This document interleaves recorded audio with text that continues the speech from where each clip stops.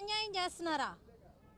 ఇంత దారుణమైన పరిస్థితులను నెలకొల్పుతుంటే, ఒక సిటీలో ఇలాంటి దారుణమైన పరిస్థితులను నెలకొల్పుతుంటే అసలు నిమ్మకు నీరెత్తినట్టు ఊరుకుంటుందే ఈ కూటమి నాయకులు. ఎంత దారుణమైన పరిస్థితి!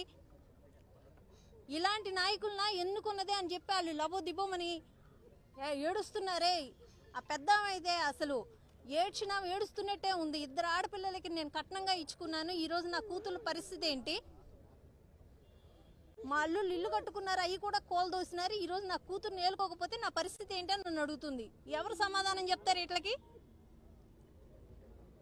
వైఎస్ఆర్సీపీ పార్టీ తరఫున ఈరోజు మా జిల్లా అధ్యక్షులు అవినాష్ గారు కానీ, మా మాజీ మంత్రివర్యులు వెల్లంపల్లి శ్రీనివాసరావు గారు కానీ, అలాగే మా మాజీ ఎమ్మెల్యే గారు విష్ణు గారు, మా పార్టీ నాయకులు, మా కార్పొరేటర్లు, కేడర్ మొత్తం ఈరోజు ఇక్కడికి వచ్చాము.